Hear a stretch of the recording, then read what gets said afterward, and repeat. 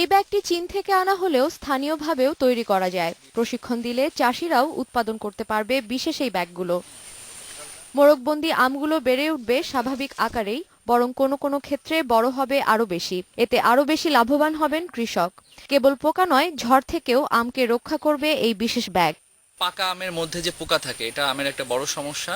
এই ফ্রুট ফ্লাইকে সম্পূর্ণরূপে কিন্তু নিয়ন্ত্রণ করা সম্ভব হচ্ছে এই ব্যাগিং দ্বারা।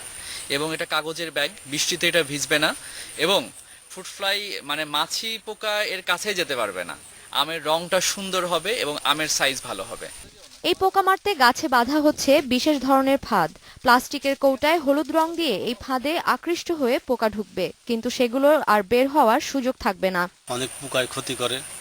এই যে ব্যাগিং করা হচ্ছে, এতে আম পরিষ্কার থাকে। ফেরোমন ট্র্যাপ আমি কিনে নিয়ে এসেছি, 65 টাকা করে এক একটা নিয়েছে, মেডিসিন সহ। কৃষি বিভাগের হিসেবে জেলায় আম বাগান আছে অন্তত ১৫০০ হেক্টর জমিতে। ২ বছরের মধ্যেই সব আম বাগানেই নতুন পদ্ধতিতে পোকা দমন করা যাবে বলে আশা করেছে কৃষি বিভাগ। Independent news.